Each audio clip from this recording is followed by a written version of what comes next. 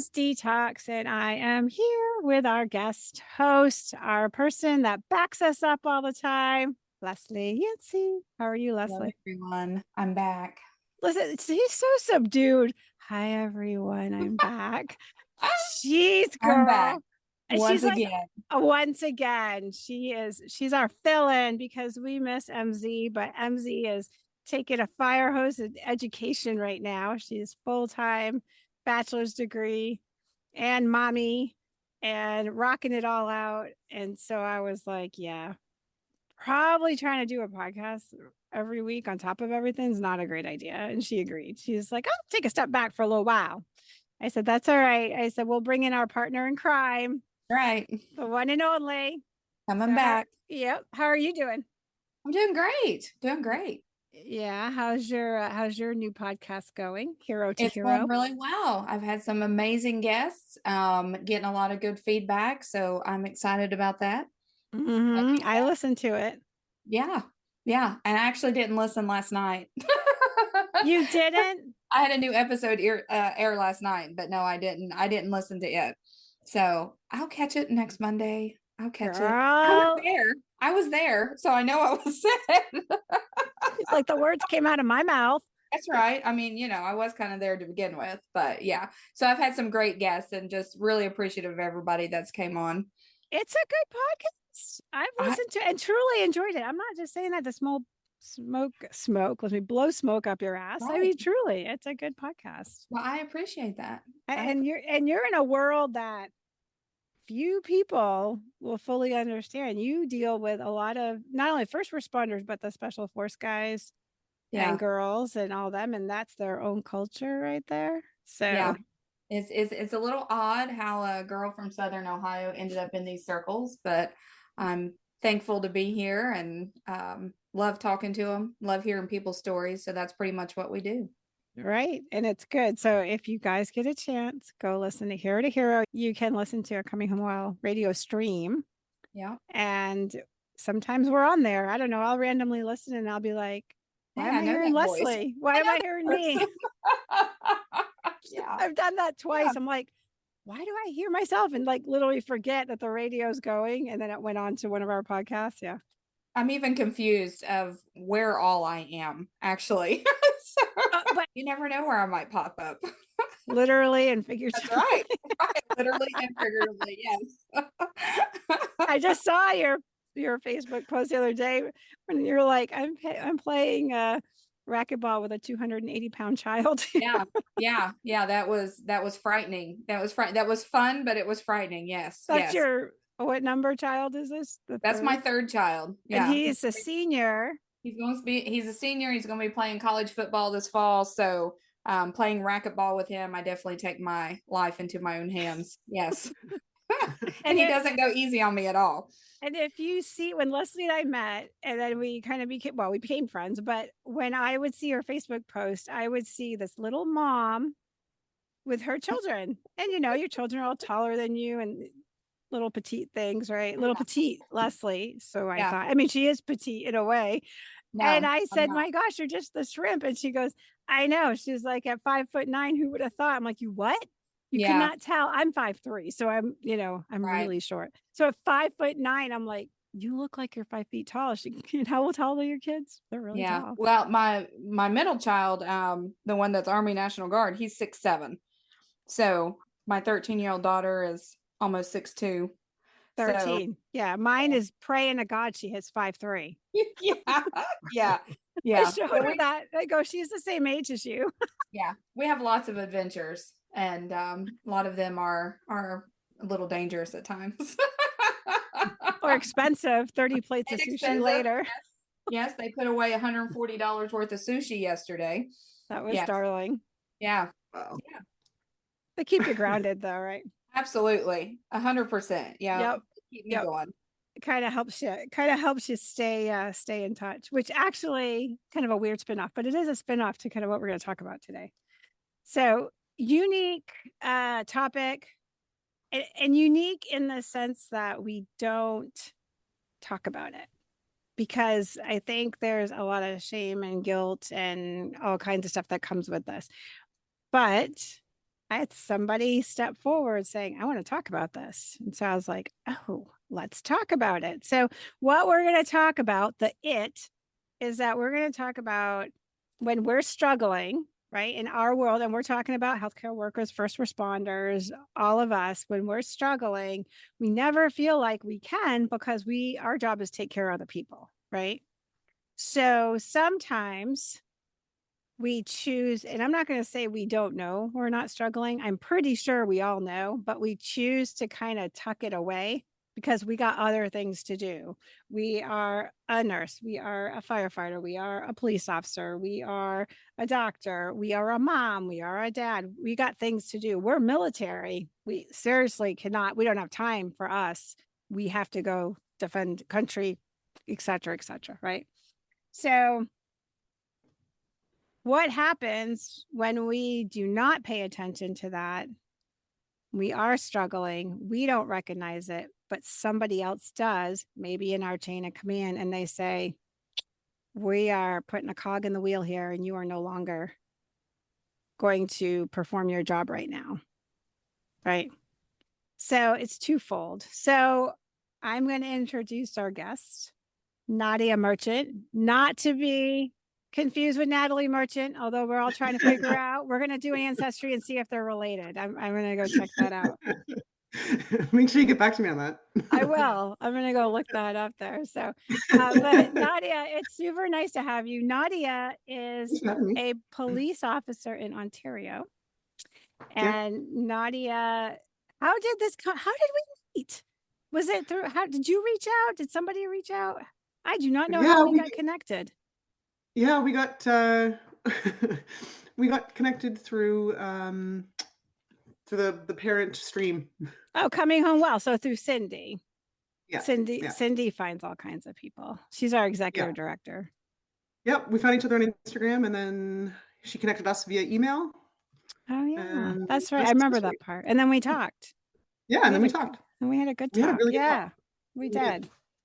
And then she said, "Let's do this." And I'm like, "You want to come on our podcast? Okay, you've been warned. Come along. Enter if you dare." Right. That's right. Our bullets to bedpans lair. Here we are. All right. So I'm going to let you kind of tell your story and where you want it to go. And we're just going to have a discussion about this, because it's funny when I say this, when I'm talking about when we don't recognize our own struggles and somebody else does, and you're sitting in front of me, I feel a little weird saying that because I'm like, yeah, I'm not trying to poke at her. And we know that, right? Because you're like, no, we got to talk about this. But even for me, it makes me feel a little wiggy, like I'm not trying to judge her. This is just kind of what happens, So if I'm having that feeling, somebody that's going through that, imagine the feelings they're having. So yeah, no judgment at all. I mean, that is what happened, right? I mean, I'm a police officer here in Ontario, and I'd been a police officer at that time. This was 2 years ago. That sort of things, the cog went in the wheel 2 years ago. I'd been policing for 8 years, and that last 8-ish months is sort of when everything went to shit.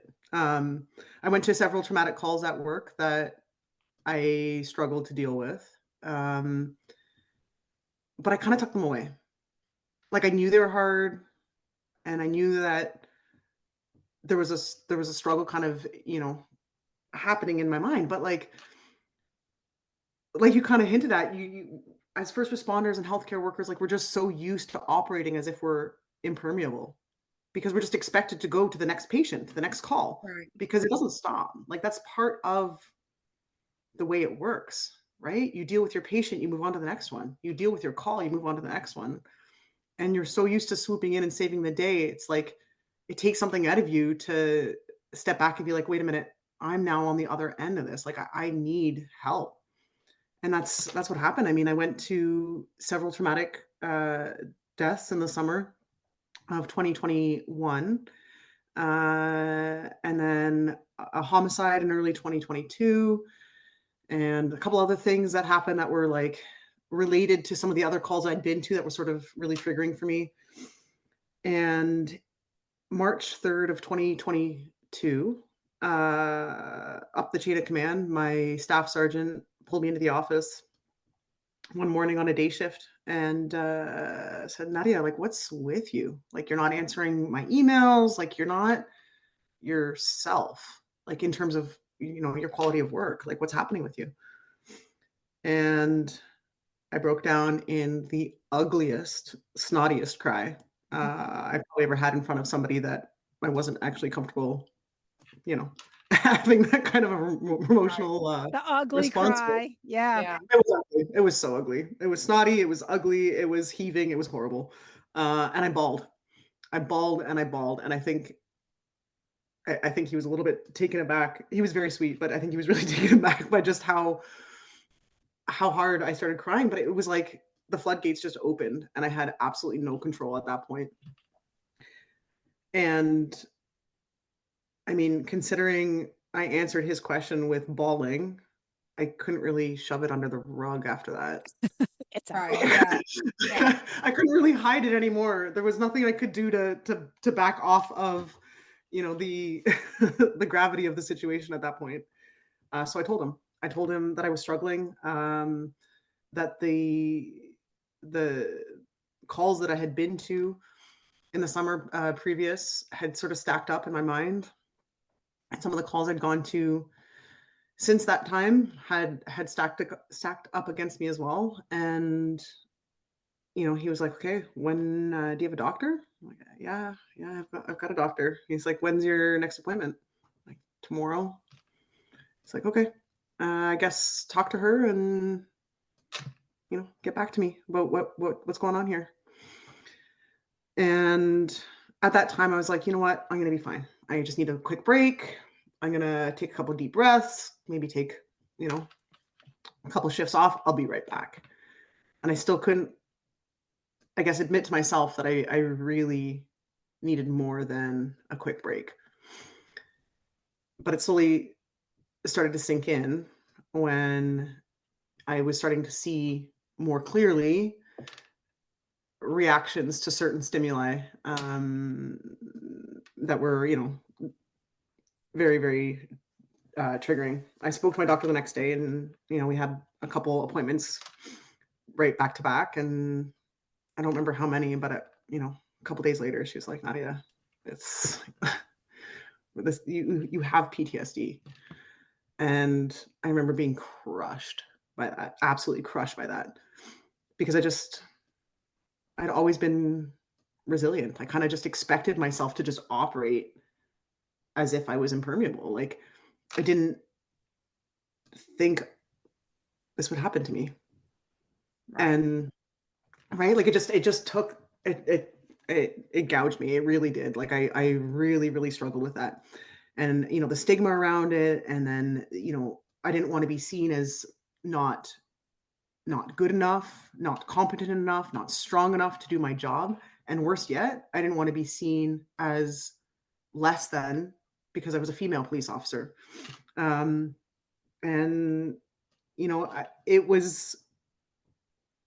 it felt like the worst thing ever when my staff sergeant pulled me aside and told me that I couldn't come back to the road.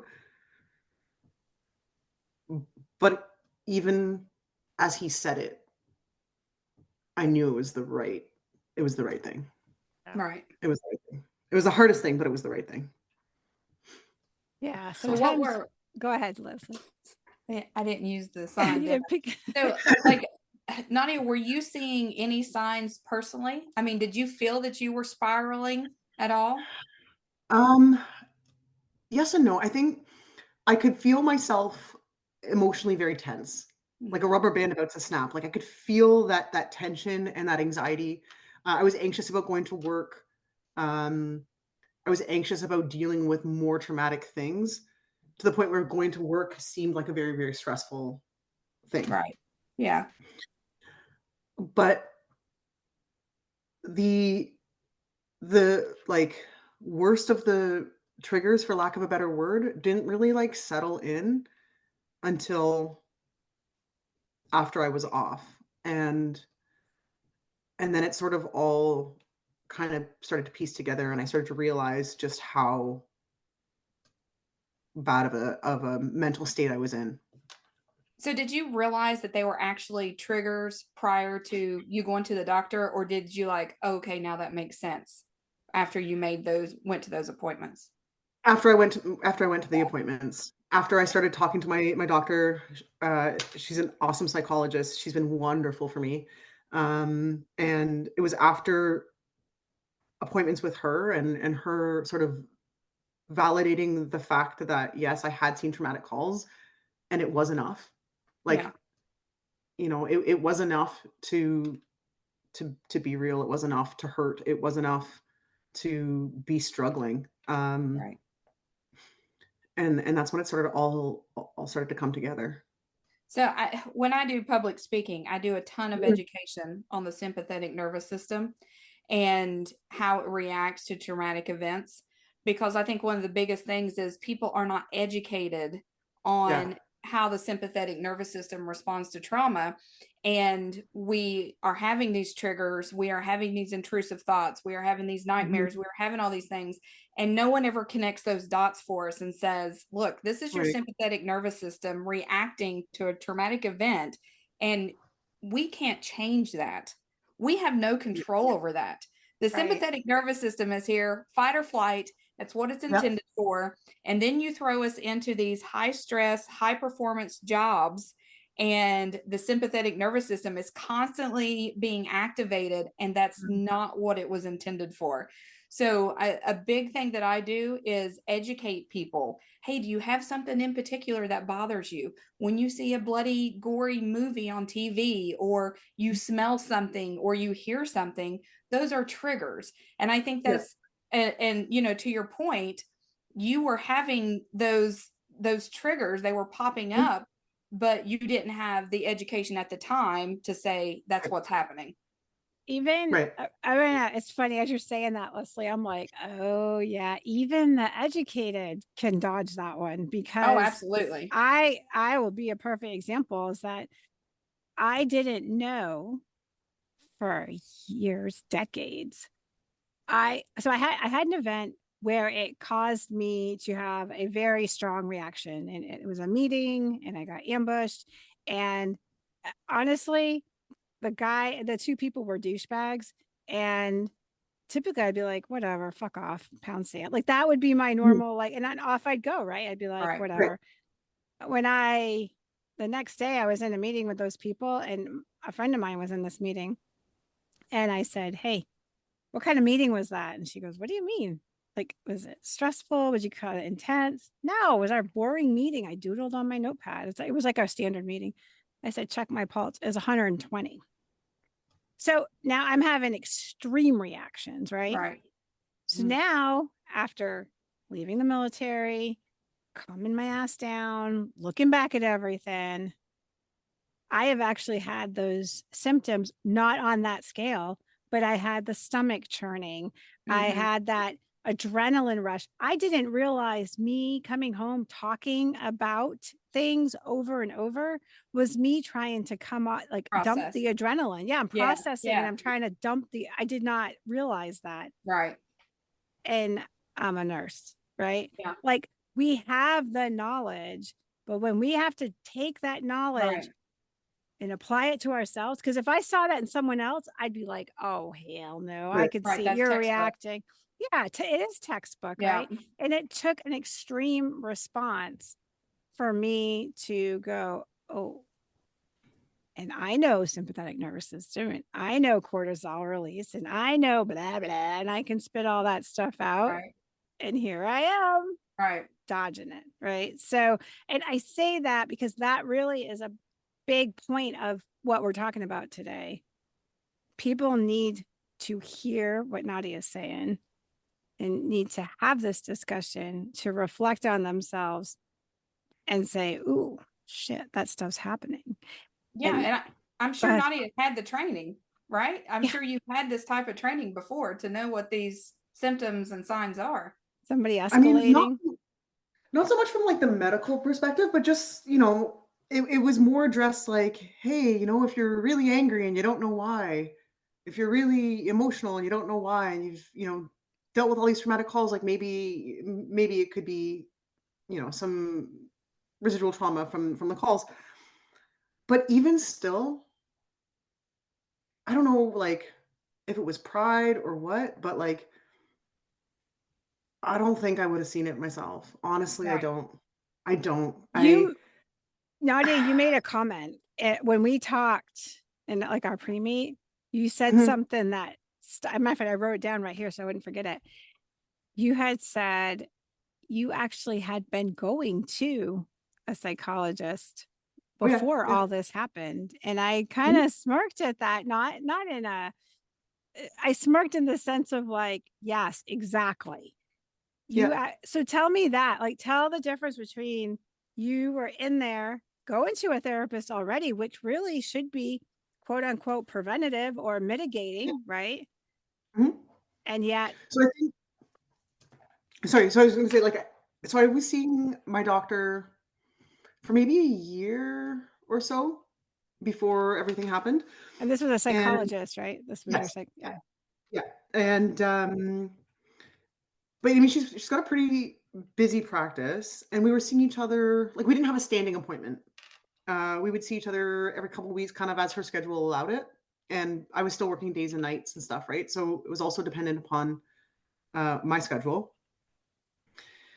And so the first instance, was a baby death, and I think I spoke with her shortly after, and we kind of began to work through it. Um, the second one was also a child death. I didn't talk to her after that one. Um, like, as specifically, sorry, like, those 2 events were actually 1 day apart, like, uh, one after the other. I spoke mostly about the first one with her, not so much the second. I don't think I realized how much the second bothered me until quite a bit later. And then 2 weeks after those 2 incidents, was a third, and I didn't pick up the phone and call her right away, and I probably should have. Um,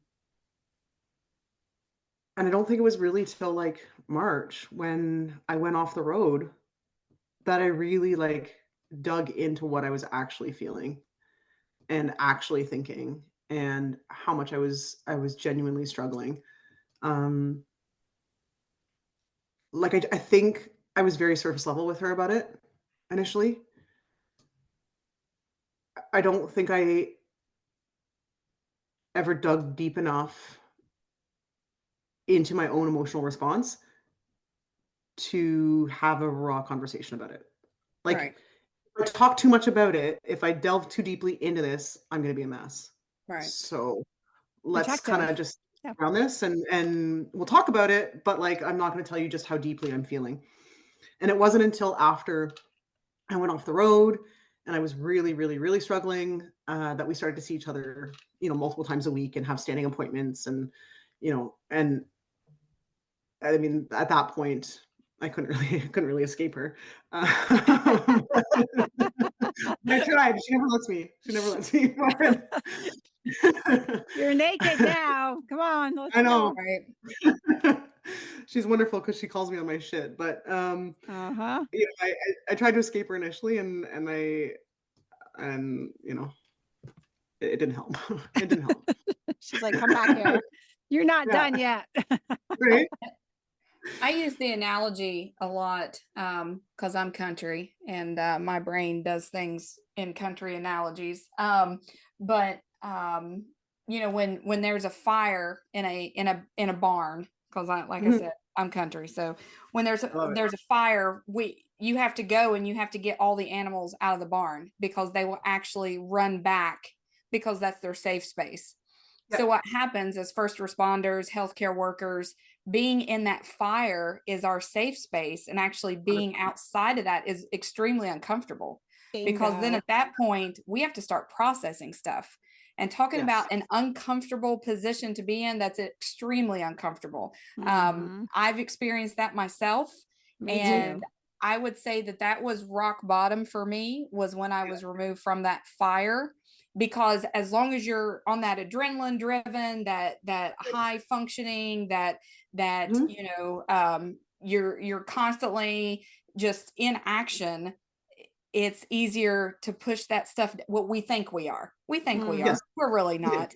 But we think that we're pushing all those emotions down. We think we have it under control as we are becoming more angry, as we are becoming more on edge, more touchy.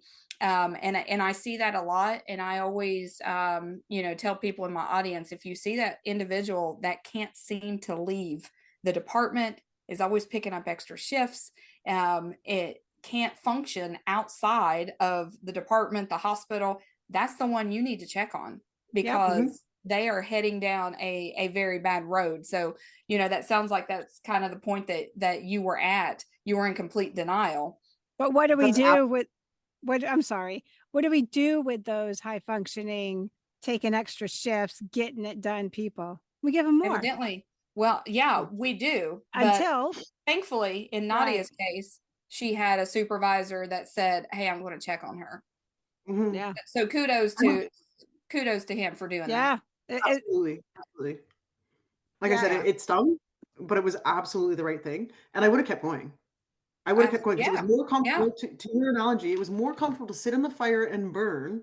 Absolutely. And hope that by blowing on the smoke, I'd be able to put it out, than it would be to step out and say, holy shit, I'm burning. Right. I need to do something. Those hurt. Fire extinguisher, something, right? It was easier to sit in the fire and burn. Yeah. It was. And wow. it took so much to I mean, I didn't make the choice, but it took a lot to step out of it. And it wasn't until I was out of it that I was like, holy shit, like I'm a mess. I'm a fucking disaster. Yeah. Third degree burns hurt a lot less than those first degree burns. Yeah. You burn those nerve endings off, right? Like you don't feel. You don't feel. And that realization that you think you've got it all together, and then what is wrong with me? I mean, that literally is what your brain says is I take care of others. I'm the go-to. I'm 911. I'm the emergency response. How can I be a mess? That's what you deal with. So then you end up with all the guilt and the shame and the stigma, and that's where all that comes into play. Well, let's roll. You just put a perfect segue into the whole stigma. Just realizing that you're struggling and you're like, shit, I'm not 100%. I'm not the super rock star that I thought I was. My cape's got a rip in it, whatever you want to call it. That's one area that we have to deal with, right? That's a big one. But then there's this other area, Nadia and I, you and I talked about this a little bit. When somebody says they took the control away from you, oh, I'm stopping. I'm hitting the stop button. Fuck you. That's my stop button. Yeah, no. I'm stopping it. So now that's one thing in the military I was really big about was I am going to close my own book when I am ready. So when we retire, right, we're ready, or when we separate or whatever, we are doing it ourselves. That was a big deal to me, that I was going out the door on my terms, right? But there's also a whole group of people that didn't get that opportunity. And they get medically boarded for things like PTSD and depression, anxiety, all that stuff. And I watched this and I saw how much more of a struggle it was for them. So I guess I ask you this, Nadia, like what were you feeling on that side of the house that somebody said, yeah, no, pushing the stop button for you? So I knew it was the right decision. I knew that he had made the right call. But I was lost. I was completely lost in not going to work, in not putting on my uniform, in not driving my cruiser and saving the day. I don't know. I didn't know what to do with myself. Once he hit stop, it was like, okay, yeah, you're right. But like, now what do I do with myself? I'm a mess. I don't even want to leave my house. A major issue of mine, a major trigger of mine is trains. And I was like, I live like 300 meters from a train track. I didn't want to leave my house because I didn't want to be surprised by trucks or trains. I didn't want to have a mental breakdown in front of people. I was ashamed. I was scared for people to know. I was scared that people would think that I was less than, or that I was incapable, or not strong enough. I was scared that people would think that I was just some like crazy person because I'm bawling my eyes out when a train passes. Um, I was a disaster. I was a disaster, and I was lost in thinking like initially, okay, I'll go back right away, and then when that started, the realization started to sink in that this right away thing that I had in my head wasn't going to happen because it's been 2 years now. Um, that was also a really hard thing because then it was like, well, will I ever get to go back? Like, will I ever be well enough? Will this always be my Achilles heel, or will I someday be strong enough to do this again? And that's been a 2-year kind of mental struggle, trying to sort out where to go and what to do and how to like continue on in a way that I can be proud of. Like for me, Right. Yeah. that that I can find purpose in, that I can find meaning in. Um, and that's been really, really challenging. And I think the difficulty, like you said, when you're the one responding, you're the one saving the day. We tend Mhm. to um um we become those professions. We Yeah. are not, we don't know who we are outside of those professions. Right. So I always encourage people to make sure that you know what you are outside of those professions. And to Donna's point when she said, she wanted to write her own ending when she got to leave, and you see so many people that struggle when they are taken out of the job, Mhm. even with retirement. Right. Yeah. Of law enforcement as federal law enforcement in the United States, the age 50 that they have to retire, and then they don't know who they are, and then Mhm. they're doing contracts, they're doing private contracting, they're going back overseas private contracting. You see all that because they don't know who they are outside of that profession, and Right. it's such a struggle. But something else that you said, when you are afraid to admit that you're struggling, Mhm. that you automatically associate that with I'm not competent. Yep. And for anybody that's listening, your response to traumatic events has nothing to do with your level of competence. Nope. You can handle a situation perfectly, textbooked. You can save lives and still have issues from that traumatic event. So your level of competence has nothing to do with that response. Absolutely. And that's the thing. That was the one, maybe one of the worst parts about PTSD in its worst, at its worst for me, was that it like it gutted me. My self-confidence, my self-image, because you say that and I totally agree with you. And if somebody came forward to me and said, "Listen, I'm struggling. This is what's happened, whatever." My initial response would not be, "Oh, you're weak." Right. Right? I But we wouldn't think say that it to about somebody else. ourselves. It's just what I thought about for myself. Yeah. Say Right? right. Yeah. It made me, it took away my confidence. It took away my self-image, and the things that I believed about myself. I used to believe that I was resilient. Now I think, I can't handle anything. These major extremes, Right. which are not reasonable. But Right. again, in the moment, at the time, at the worst of it, these are the things that I believed about myself. Right. And it's not true. It's not true. And And a lot of the work that I had to do in the last 2 years was my self-talk, because I would say these things to my psychologist and she'd be like, "Yeah, but that doesn't actually make any sense. Like, that's not true. That's not accurate." right. And she would challenge these thoughts. And I really needed that challenge, that counter to the things that I was saying to myself, because they were completely unreasonable and Yeah. completely untrue. And it's crazy how nice and how understanding we are with other people, but we don't show ourselves the same Took the grace. words out of my mouth. I was just going to say, Yeah. it's funny how we Yeah. give grace to other people, and yet Mhm. we will not do that to our, and we're all guilty. There is not a person Oh, around, absolutely. that is not in that, especially the healthcare first responder world and military. Yeah. Yep. Yeah. We all wear these little capes. Yep.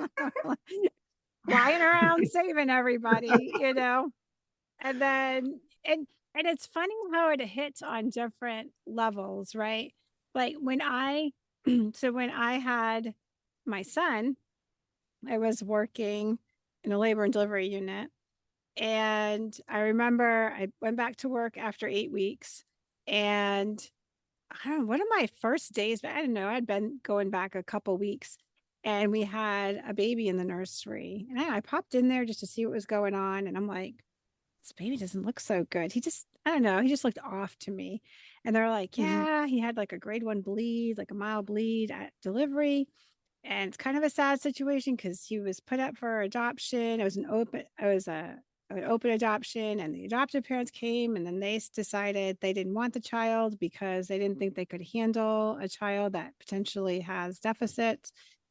And so I'm like, oh, and there was just something about it that night. I just knew something was going to go off. Well, sure enough, he starts to decompensate. Right now, I'm just going to tell you, you need me to stick an IV? I'd stick it anywhere. I'll stick it in a baby's head. I'll stick it in their foot. I'll stick it in their hand. Wherever I need to stick an IV, I can stick it. Right. Like I was really good at that stuff. I was always the first one to like, okay, this is what we need to do. You go get this and you call for transport and blah, blah. I mean, that was just my nature. Right. I jump in there and let's go. And we'd all work together. And I found myself when this happened, the baby starting to decompensate, needed to was having respiratory distress, and we were getting to the point where we were starting to have to aid the baby as we were positioning him to bag the baby. And I remember the two other nurses, they were newer, combined, they didn't even have a quarter of my time, right? And so logically, I would think you would stay there, right? Having the experience and stay with a new one and have the other new person to go. I actually set them up and I said, okay, the baby. And I gave her the bag and they started doing it. I said, I'll go call for transport. And I left. Yeah. Walked out the door. And I remember thinking, there's a part of me like, what are you doing? And I went and got transport, got all that situated. And we weren't sure who had responsibility for the baby. And at the time, it was the lawyer. Fortunately, had a good ending. The actually biological mom came back and took, custody back of the baby. But I can tell you, I told my husband the next day, I said, you almost had another child. Like I was over there. Going to take it home. I was going to take this baby home. But I couldn't perform like I would normally perform. And I still beat myself up for it. Yeah. But if somebody had said that to me, I'd be like, oh, I get it. And I would totally give grace to that. Right. But yeah, couldn't do it. Why? Because it was too close to home. Because if you scrolled ahead 2-3 years before that, and I get handed literally a baby that's dead. I mean, he's not breathing, no heart rate, no nothing. And I turn around and CPR, we jump on him, lines, this, that, and the other thing. 2 years later, I couldn't do it. Right. Yeah. That was a hard one. Yeah. Yeah, absolutely. And what do? We don't talk about it. We just sweep it under the rug. Move on to the next call. Yeah. And hid behind, I'm getting transport. The reality was I didn't know how to take care of that baby because all I could see was my child. That was it. Yes.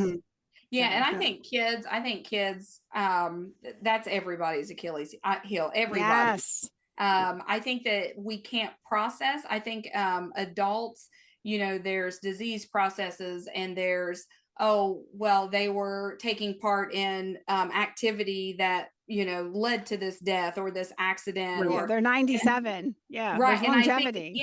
So I think that our brains naturally process adults easier. Now, mind you, if it's a civilian, no, absolutely not. If they're not used to that, but I think as healthcare workers, first responders, we can process adult deaths easier. With kids, there is no processing that. There is no reason. Someone was supposed to have been watching them. They were someone else's responsibility. So in our brains, we can't process those deaths. Or even those traumatic accidents, because I have one that the child survived, but it was such a traumatic event that that I was left with issues following that. But I don't the majority of people, yes, is children.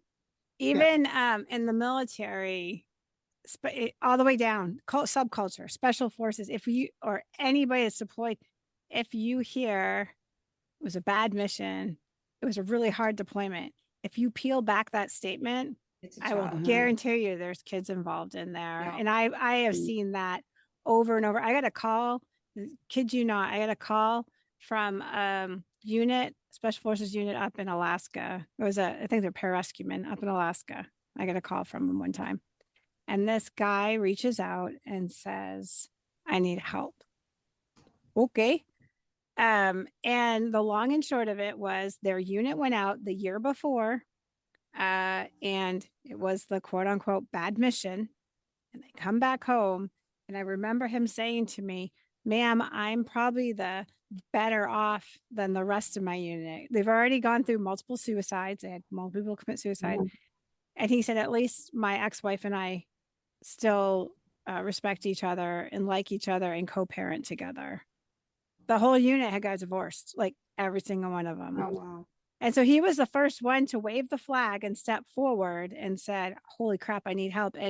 And following that, it was like a domino effect. Once he took the chance and got to know the team that was helping him. And then once the others was like, they're good people, go here and you know, that kind of thing. So we were able to help facilitate. I'm not mental health nurse or anything like that specifically, but we facilitated and got them into the care they needed and helped with all that stuff. Yeah. But when I hear bad mission, I'm like, say no more. I already know what's behind that. Right. Yeah. And I agree that you can process an 85-year-old. You can process a 25-year-old that was doing illicit activities. You're just like, it sucks. And you're like, oh man, it sucks. And you avoid the family and, the interactions with the family and you limit that. And, but it's for some reason our brains process that easier. Yeah, for sure. So Nadia, so now you're 2 years and you're technically still in the police force, right? You're still on the force. Yep. Yeah. And so in the last 2 years, now that you kind of acknowledged, and I think there's two different levels. There's acknowledging something and then there's digesting it.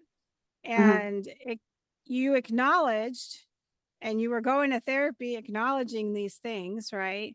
Like, this stuff happened to me, but when later on you started digesting it, going, holy shit, these things happened to me. And this is the impact. And this is why I'm like, you are connecting it. Right. Yeah. So now that you've done all that, how did you start picking the pieces back up? How are you changing the mosaic, so to speak? What are you doing? Poetry. Poetry. I've always enjoyed writing. But I never did it seriously. It was just kind of randomly when I felt like it, I would write something. Notebooks would take me forever to fill. But after I was pulled off the road, I started writing a couple pieces, super raw, super personal, not overly creative. They were entitled PTSD, PTSD 1, 2, PTSD 3, PTSD 4. Straight to the point. Yeah. It wasn't a lot of creative writing happening. It was just a lot of writing. Direct's not a problem. One of the guys I took care of was battling cancer. He survived leukemia twice, right? And his motto is very straight up, fuck cancer. Okay. That's like his. There you go. Yeah. So I really started diving into poetry. I started to write more and more. I started to allow myself the space on paper to acknowledge the emotions, the things that I was feeling.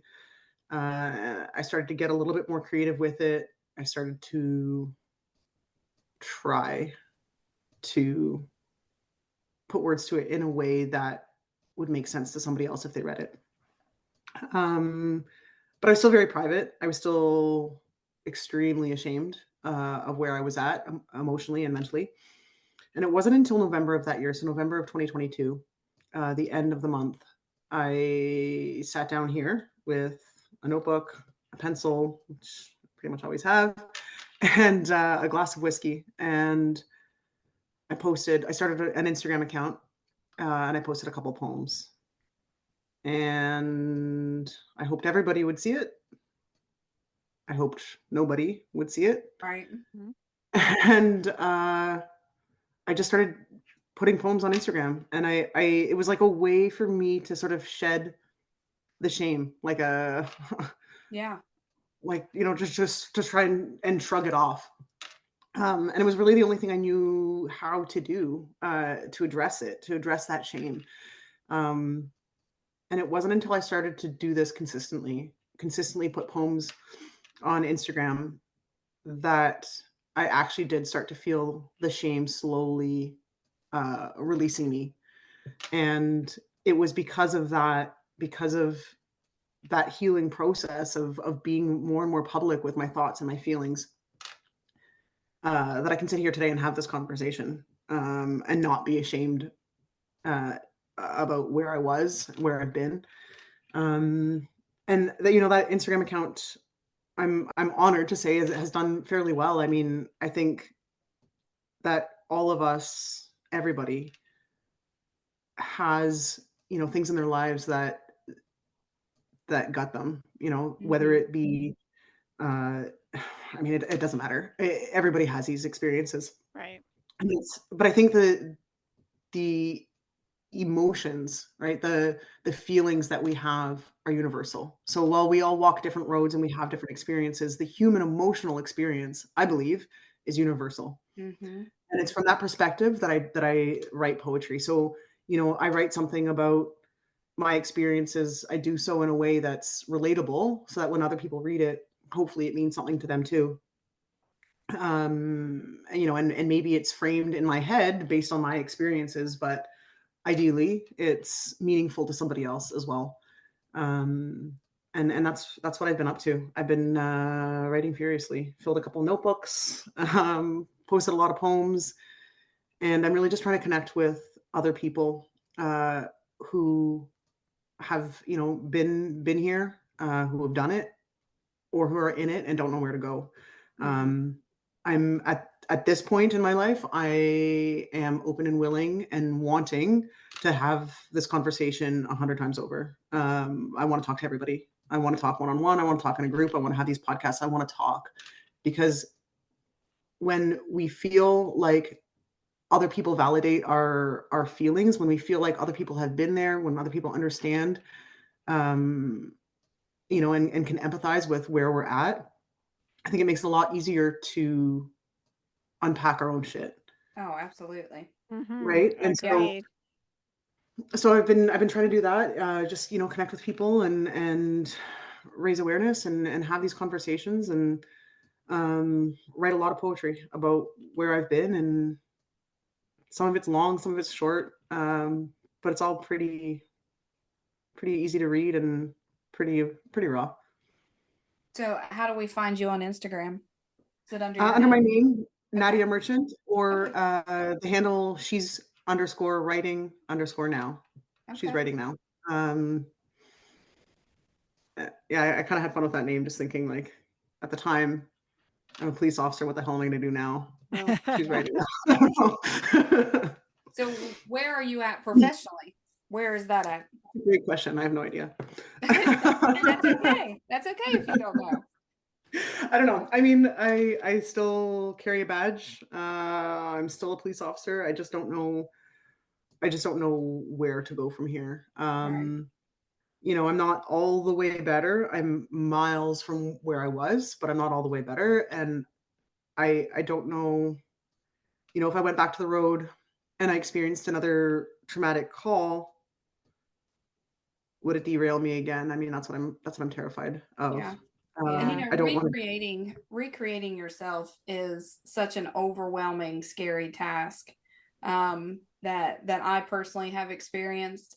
And I've the same as you. I always try to encourage people, because the job's still going to be there. It's going to be Mhm. there you in particular are not going to be there if you don't take care of yourself, but that Right. job is always going to be there. So Mhm. you have to come first in your life. You have to.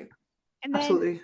I think it comes to a point, you made this comment, Nadia, you're like, whoa, what if I can't go back? What if, what if? And then I wonder if there's a point where it turns into, do I want to go back? Mhm. Am I okay where I'm at right now? I went through that when I Yeah. was like, I left the nursing career and I was like, am I doing the right thing? Am I not? Am I this? Am I that? But then Yeah. over time, it's like, now this is working for me, and and you guys ask me if you have the same thought, but when you are in, uh, terminal careers, so you have to go to the specific training to be a police officer. You can't just say, I'm a police officer. You Right. can't just say, I'm a nurse, I'm an RT. I mean, people try, but they're also stalkers and weird. But those people have They go to get special, jail. right? They go to jail. So you can't recreate yourself into our career field, like just pop up. And I'll tell you, it was super weird for me to be like, yeah, I'm an author.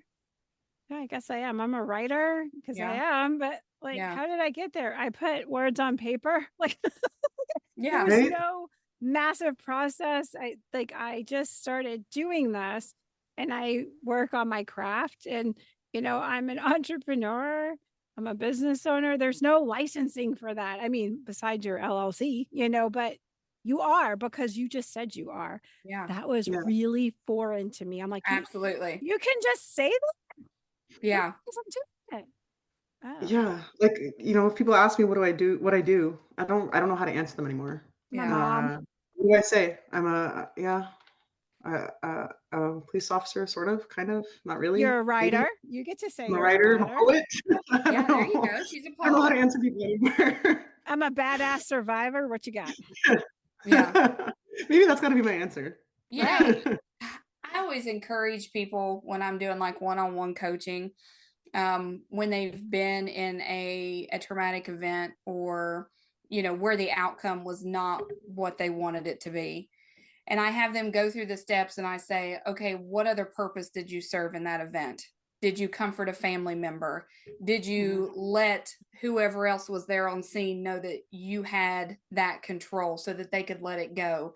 Did you attempt to work on that child? Even though the child may have died, someone else, you took that burden off of someone else and they were like, okay, help's here. And they are taking control of this emergency. So I always ask them, what else did you do in those situations? And that kind of lessens, yeah, the outcome was not what we wanted, but Right. what else did I do in that moment? And that seems to really help people kind of process those events a little bit better. And Mhm. then in the recreating, which was extremely hard for me, I always worked critical care. It was what I knew. Felt like I was very, very good at it, saved a lot of lives. And then I had to recreate myself and find purpose again. Yeah. And talking to people and sharing my story was how I found purpose.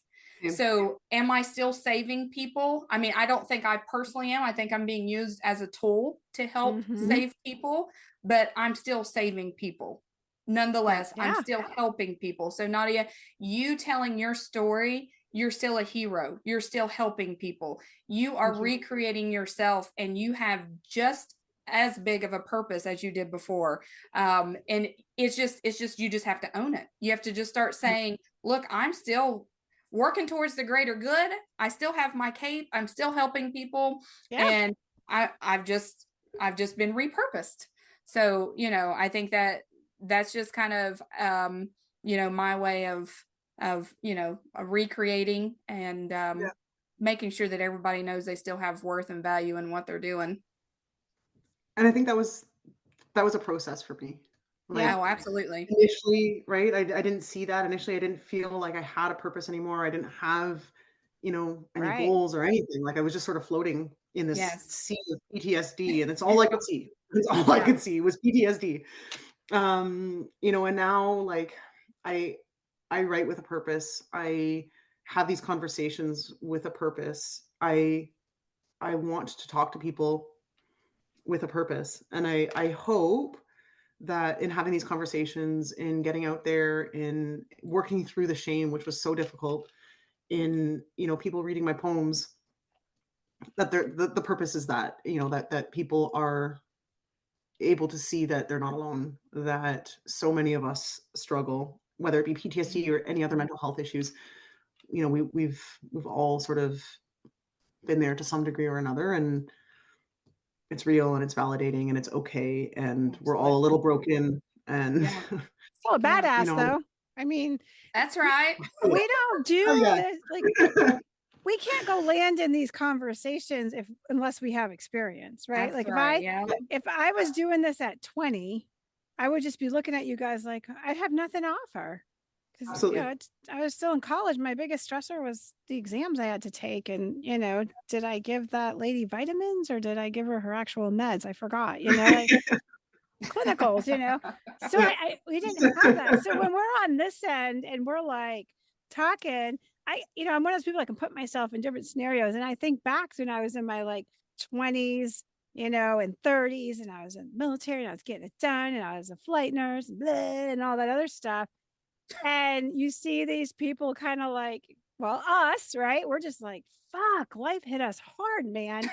And then you're looking at them like, yeah, kind of thing. And now we're up here like, yeah, looking at those 20 and 30-year-olds like, come on through. Come on through. The nice thing is we have some ropes for you. You pull your shit out, you pull yourself out of the shit, but we got ropes for you if you want some help. And that right there, Nadia, I think is what we all provide, is the ropes, right? Because we're all like, sorry, I can't pull you out of that crap, because you got to pull yourself out. It's the only way you can grow. But here's a bunch of ropes for you, Yeah. And so we're now providing ropes, right? Badass ropes. Maybe that's your next podcast. Badass. There you ropes. go. I got a new one for you, Cindy. Write that down, Donna. Write that down. Badass ropes. I'm writing it right now. Cindy will be like, you cannot start another podcast. Like, nope. No, but Nadia can. Nadia can, yeah. This is my superpower. I get people involved in things, and before they realize they're involved. She does. Yeah. As a matter of fact, the first person that interviewed me, not first, but I had somebody interview me for a book I wrote years ago, and 4 years after the book's out, they're like, hey, we want to interview you. And it was the same exact time Coming Home Well said, hey, we want to interview you. Right. So I have 2 interviews, same thing, just like we're doing here, podcast kind of thing. And at the end of those 2 podcasts, which were literally like 2 weeks apart, scroll ahead 6 months. One of them I now volunteer under and have my own. And the other one, she started another podcast under Coming Home Well. And she does some of our sweepers. And so she's badass, she was a pilot, right? She's a Navy girl, pilot, and all that stuff. And now she's doing this stuff. And I got her in under, well, not I, but I suggested. So, and now see, all our worlds come together. So be careful, Nadia. That's right. Yeah. And watch out, I'd end up having 3 podcasts by the end of this one. You already do. You just don't know it yet. You just don't know it yet. You can see our sly smirks. We're like, oh, look at that. All right. We'll just keep razzing you here. We should wrap her up. I promise, Leslie, I would behave and stay on time this time. So I'm staying on time this time. Sometimes we'll get going. So, all right, everybody. So I think the biggest takeaways here, well, I'm going to let you guys answer. Leslie, what's your biggest takeaway? Or you want to impart to the audience? I just, first off, Nadia, thank you so much for sharing your story. And just, the biggest takeaway is, you being able to accept help, get the help that you need, still willing to reach back and help others. That's the biggest takeaway. So if anybody is struggling or recognizes someone else that's struggling, like in Nadia's case, check on them, check on each other and make sure they're okay. But definitely it takes a ton of guts to come forth and say, look, I was struggling and it's okay. It's okay that I wasn't okay. So thank you so much for sharing your story with us today. Thank you. I really appreciate that. Thank you. What do you got, Nadia? What's your last words of wisdom to the audience? My words of wisdom. I mean, you know what? My words of wisdom would just be a simple reminder, just that nobody is alone in this, and I know that it feels like that way. I know it feels that way, but there are so many of us who have struggled. So many people, though, around you would be willing to help you. You just you have to have that first conversation. Yeah. That first conversation. You know, and there's so many resources out there, and again, you're not alone. You're really not. Absolutely.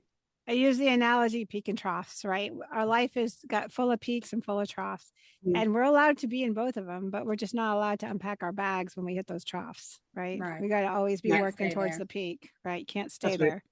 So, That's right. all right, that's our wrap up for today. Leslie, I thank you for being our guest host. As Thank you for always, having me. coming in the clutch. Nadia, it was a true pleasure having you. I'm so excited that we met, and we follow each other on Instagram, so I'm sure we'll be in touch. And if you're Yes, please. feeling the urge to do a podcast, come talk. I seem to I manifest have the urge to podcasters. speak. I've already got the name. I mean, what more do we want here? That's right. Oh, no. All right, it's Bullish to Bedpans. And as always, we love it when you guys listen, share, comment, engage. You know, check out our Instagram and our Facebook page. And like Nadia said, reminds us that we are not alone. So you guys have an awesome week and peace out.